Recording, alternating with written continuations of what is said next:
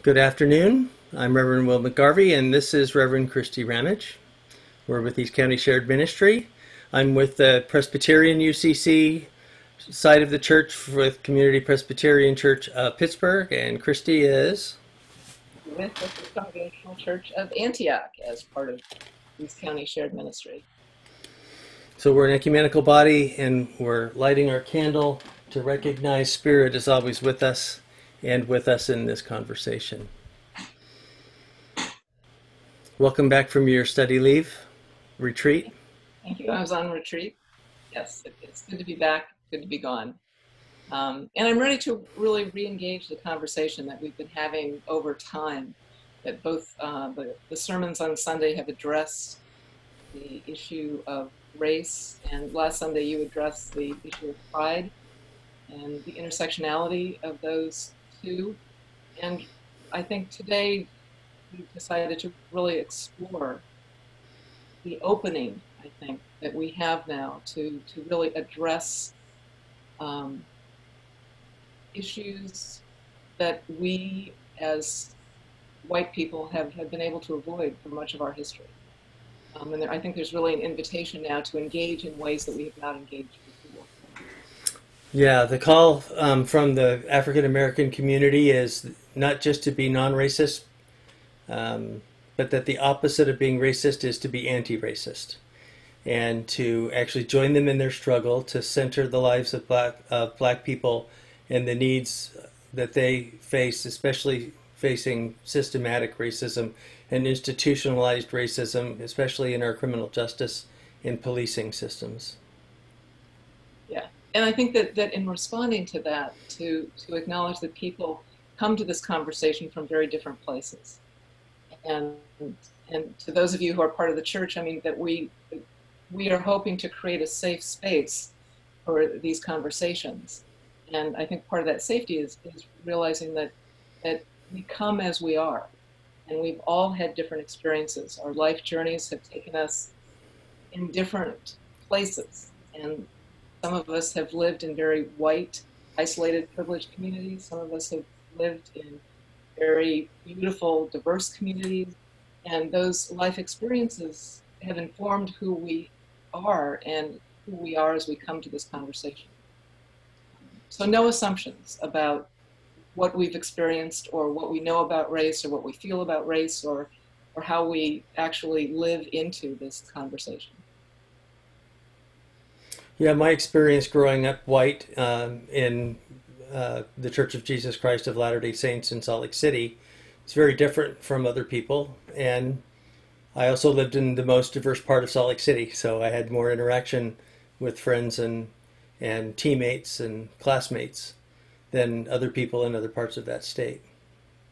And it's one of the great things that drew me to Pittsburgh was knowing how diverse it is and people celebrating the multicultural aspect of the city. And yet there's been some real even memories of members of our congregation of times of real struggle in both Pittsburgh and Antioch. Yeah, and that's part of our legacy.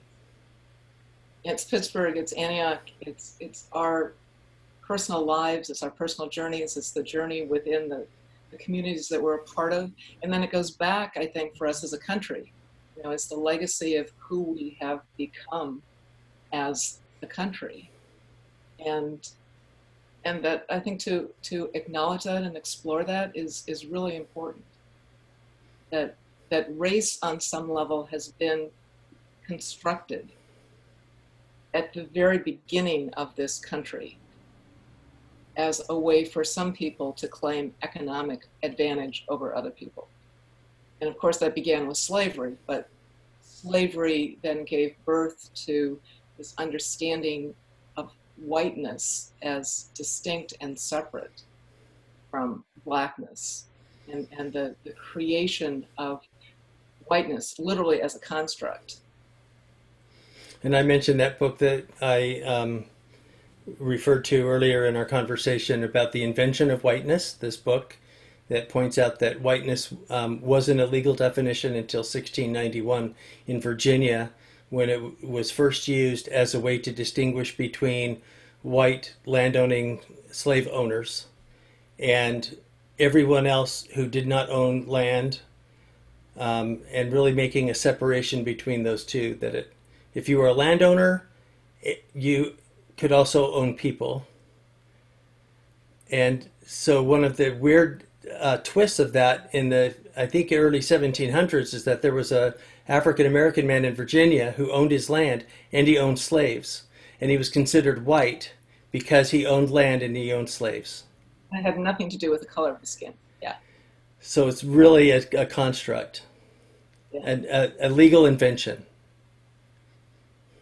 yeah. And then there is also, I think, and for those of us who still find it's important to be educated about all the nuances and subtleties of this, there also is the documentary Race, the Power of an Illusion, which brings all of the construction actually into our contemporary world and explores the construction of race from a contemporary perspective.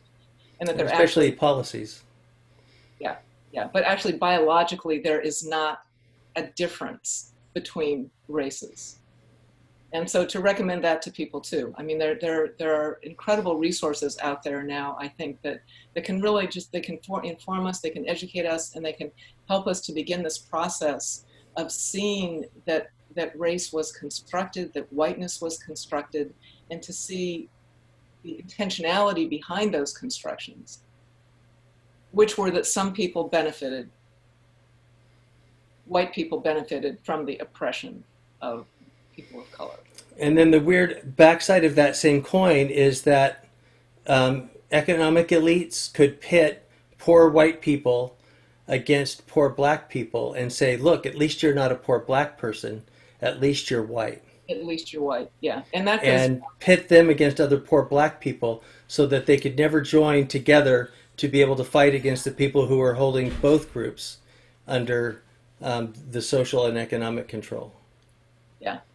And 1619, the project by the New York Times, addresses that very dynamic and says it was a way to control the poor white people who by inclination were bonding with the black slaves in opposition to what was oppressing both of them, which were the wealthy white landowners, that there was this camaraderie, this shared life experience between the poor whites and the blacks, and that it was with intention that those whites with money created this separate category of whiteness to disrupt what was this natural bonding against oppression, and created whiteness as a way to elevate poor whites. They, even though they didn't have money or land, they had whiteness legally defining them as somehow superior. And again, I think that part of just understanding the intentionality behind these creations, that there isn't something natural that has created race. I mean, there was intentional manipulation of the natural way that people can connect with each other to build animosity into the way people relate to each other, and then to exploit that for their own benefit. And that's the origin of race, that it's been a manipulation from the very beginning. And then, of course, you had 19th century scientists trying to find the basis by which those physical differences between different classes and groups of people might be able to be expanded to try to prove actual racial differences, as if we're two different species, or 3 or 4 different species, that there's a difference between Asians and Caucasians, Africans and others. And that those scientific explorations, which were actually not based in science, become part of then the cultural mind stream, that this just gets integrated into the mind stream, integrated into our culture, and they're not real, but they're treated, these perceptions, these scientific findings are treated as if they are real, and they shape the way that we relate to each other. And again, it continues to be manipulation. and a creation of a false reality that there actually is a superior race and an inferior race. That is a lie, but that somehow that's infiltrated into who we are as a country in a way that has been incredibly destructive. True. So where does that leave us today? How are you seeing the religious groups, and especially progressive Christian groups, responding in ways that are helpful or not helpful? Well, I think I may have mentioned this last week too, that I think that the challenge for progressive Christian groups is to move beyond the self-perception that we are beyond racism, that we are progressive. I think that's true, that we are inclusive. I think that's true. I think that we welcome and celebrate diversity. All of that is true. And it's also true that those of us who are white benefit from white privilege. And that oftentimes, rather than being able to see the white privilege, there is a defensive reaction when we are invited to actually explore the racism that we ourselves live out. And so I think it's really incumbent upon progressive Christian churches, especially those who are primarily white, to be able to look at white privilege. And that the phrase was used in Minneapolis, that Minneapolis, which is also progressive and largely white, is also racist. And that the phrase that was used was racism with a smile. And I think that it's really, really critical to our identity and our integrity as progressive Christians that we look at the totality of our white experience. Again, those of us who are white. So there's been some really good resources to help folks understand this part of their own implicit bias is the term, right? There's a book called Bias, which helps folks look at what were those meta-narratives that they grew up with in their family of origin, perhaps in their congregation of origin, the city that they grew up in. What were the messages that were given to certain people? Because that becomes the air that we breathe or the water that we swim in, and it's often harder for us to be able to recognize that that is also a construct rather than a norm that's true for all people. And allowing ourselves to be able to recognize the messages that we may have grown up with that don't serve us anymore and actually may lead us to have blinders of not being able to recognize how we might be contributing to the oppression of other people. And White Fragility, I guess, is this other book that you mentioned on Sunday. Is if we post, Dr. Robin DiAngelo. Yeah. You want to say more about that? Yeah. Well, it speaks to the complexity of what it is to be white and progressive. That's exactly who she's addressing, and that part of the challenge for us as progressive white people is to understand that part of our whiteness allows us to not see our whiteness and its consequences. And so part of what we have to address is the fact that we are blinded to the ways that we as white privileged people cause harm. And we actually identify with the part of ourselves that believes that we don't cause harm. And so for us to be honest enough and clear enough to actually begin to see the way that white privilege works is I think really, really important for us. And this book guides us through that. I mean, she's very insightful about what it is to be white and why it is that we have such a visceral reaction to being addressed as racist when we don't see ourselves that way. And when we're obviously not the people spewing hate, we're not that kind of racist. We're participating in a racist, systemic reality in this country that we don't see. And so part of it, I think, is taking off the blindfolds and beginning to see what we've had the privilege of not seeing. Do you think that that's why people are responding the way that they are now, is because we're finally starting to see some of the effects of institutional racism in the systems of policing that we've often felt have been very supportive for us or protective of us, and seeing how they are acting very differently with people of color, Black people? Yeah, I from my perspective, what's happening is that we are seeing what we cannot deny.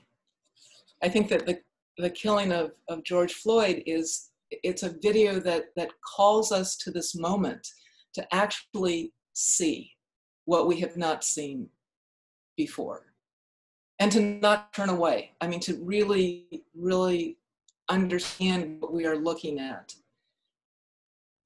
and how the systemic racism that we saw on the streets of Minneapolis is alive throughout the country, alive in our lives and our own communities. So yes, and I think it's a moment, if we choose to see, that we can really begin to understand things that we have chosen not to understand. And when we do that, potentially actually invite ourselves and our communities to change.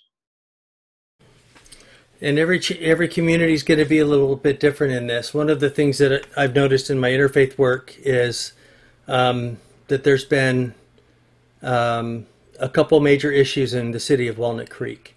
A year ago, on June 2nd, 2019, a young African-American man named Miles Hall was shot down by the police in his own neighborhood, on his own cul-de-sac. And his mother had been building relationships with the police department to let them know that he has mental illness. And she even called the police that morning to let them know that he was having a mental health episode. And apparently they didn't do any training, or the communication hadn't been done. The officer said he felt afraid for his life, but he shot him from dozens of yards away. And rather than getting the mental health help that he needed, was murdered in his own cul-de-sac. But even last Monday, on June 1st, as people were protesting, there was another young African-American man, also a resident of Walnut Creek, who joined a peaceful protest. And they sicked the police dogs on him, and he was hit with rubber bullets and tear gas, and they brought him up on charges of endangering police with a deadly weapon when he took a tear gas can that had been thrown his direction and threw it back at the police, which raises the question of, why are police using tear gas if it's a deadly weapon? Why is it okay for the police to use tear gas against protesters and then call it a deadly weapon when it's turned back on themselves? There was also a young woman, a white younger adult woman, who was hit by one of those rubber bullets in Walnut Creek as well, and she spent half the week in the hospital. So even the hyper-militarization of police to create their form of law and order, and demand that even peaceful protesters behave in a way that the police demand, is a form of this police brutality that we're seeing, that's kind of come out in one city that hasn't had an opportunity and hasn't had many people of color within their citizenship to be able to really deal with these questions. It's a very different world than Pittsburgh and Antioch, which has had the presence of African Americans and Filipinos, Asians, and 40% Hispanics in Pittsburgh, and have had more opportunities to be able to be in relationship, but also create a community policing where the police are more in relationship with the people that they're working with, rather than in a confrontational place as well. So all of this gets mixed up as people are trying to lift up their own voice to be there on behalf of other people. And if the norms that police are given and the actions that they're encouraged to take in order to restore calm or order. Um, Even different cultural definitions of order happen within many of our different subcultures here in the United States, right? Yeah. And I think too that the whole capacity now to look at the police and to understand that there are options. I mean, the whole movement to defund the police is whether or not it's actually defunded, the concept behind that, which is to bring people who are social workers, who have skills with people who are mentally ill, who have skills and experience with people who are homeless, who have skills and experience in domestic violence situations, that we Or addiction. that we broaden the base of the people who respond to crises in the community, and actually invite into that response people who are trained to meet those particular crises as they are unfolding, and to put money there to actually fund different responses within the community. And so to really, I think of how what we understand is the police now could be actually dismantled and reconfigured in a way that would be healthier for the community and for the police and for Well, and us as especially if more resources can be given to folks that are dealing with living without shelter or addiction. Exactly. But we've asked the police to be the primary um, social instigator of trying to address all of those problems, and that's one of the huge areas that I think that maybe we've asked the police to do too much, and many of the kinds of community responses for public safety that we need don't need to be done by someone with a gun. Exactly, exactly. And then we're all potentially healthier because of that. And my hope is that the conversations that we're having now can begin to move us in the direction of these kinds of changes for the good of all. And then and also, I mean, an extension, I think, of the way that the police function now is that the prison system is booming, and to realize how these are all interconnected, and how our culture and our societies really are ripe for transformation. I think Yeah, we've moved to that spectrum. our Tuesday morning group finished Just Mercy just before the shelter-in-place orders were put in place, and we went and saw the movie together and had a conversation about it, and it points out how even the implicit bias of a district attorney can have huge implications for who gets charged, how they get charged, whether they get charged, um, and it leads to very different outcomes for people that look very different. Yes, yes. And again, if we can begin to see that, if we can begin to know that, and then respond from a place of faith that actually trusts that transformation is possible, that we can be called to be better in this scenario. Then even our criminal justice system could become more reformational rather than, Yes, um, retributive. yes. Yeah. Well, Maybe thanks. here. It feels like we could keep going on. We could. I really enjoyed And talking to you. Yeah, it feels, well, and maybe it just feels like there's so many pieces to this, and that they influence and affect each other, and we're seeing all of them, and we're seeing the way that they interconnect. And there's, I think, such a possibility now to start disconnecting these things and really dismantling these huge structures that are causing so much pain and destruction in our culture. So, I'm yeah, looking forward to your sermon on Sunday to hear more.